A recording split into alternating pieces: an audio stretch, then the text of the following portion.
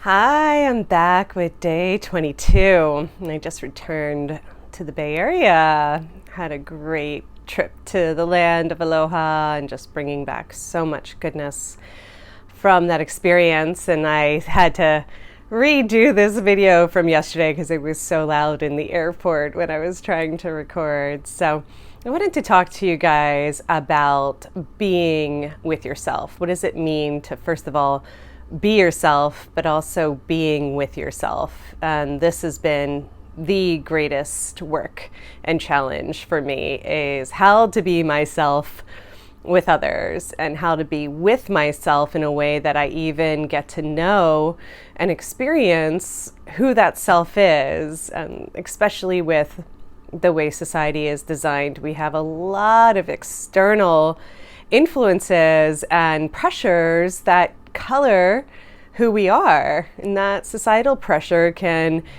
be strong to lead us to conform, when really our true selves have so much more to offer if we allow the time to drop in and to get to know ourselves. So depending on personality, I can only speak for myself when I say I recharge and rejuvenate when I am solo, when I'm alone. And some people find it more energizing and they recharge when they're with others.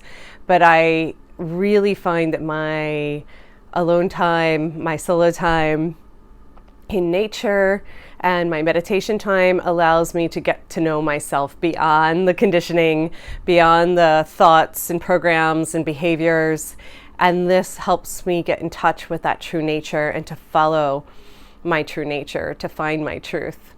So I wanted to talk today about interacting with others and what happens when we come across certain behaviors that may lead to disappointment, and how to deal with disappointment and loss. That has been the big, huge work on the earth plane this time around. And I've experienced a lot, as I shared, throughout my journey, particularly through childhood, but definitely there's been plenty of challenges and excitement along the way into adulthood.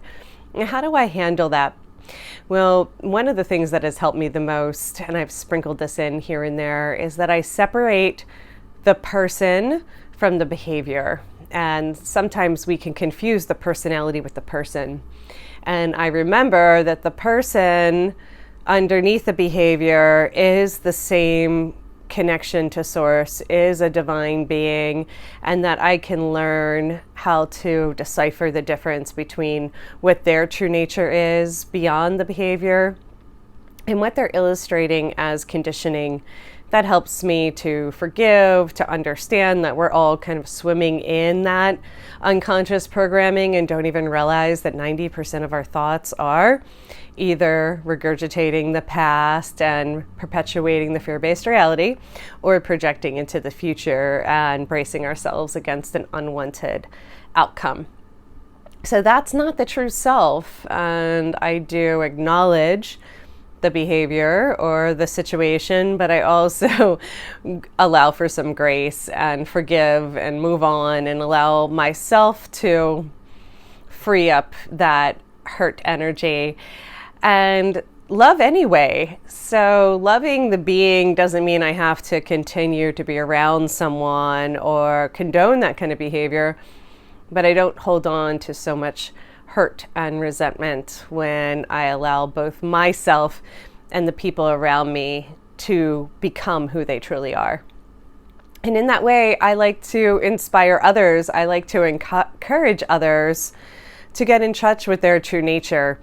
And I'm just going to encourage you to find the others, to find the people who are living bravely, that are courageous enough to be their true selves, and to work through some of this programming and conditioning that we've all kind of been born into, so we can get in touch with our true nature.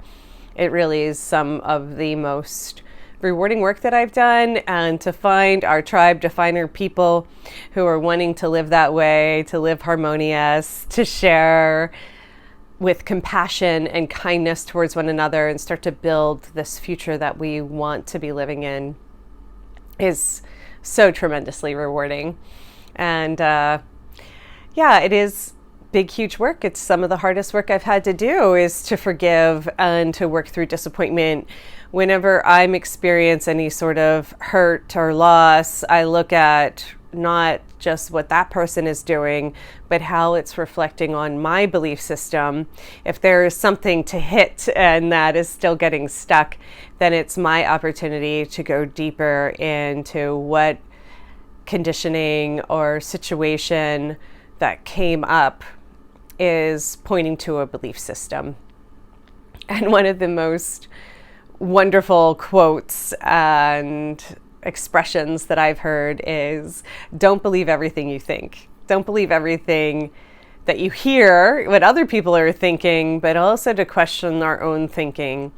Because like building on what we said yesterday about the thought programs and the thoughts are thinking us, sometimes we just have to step back and find some presence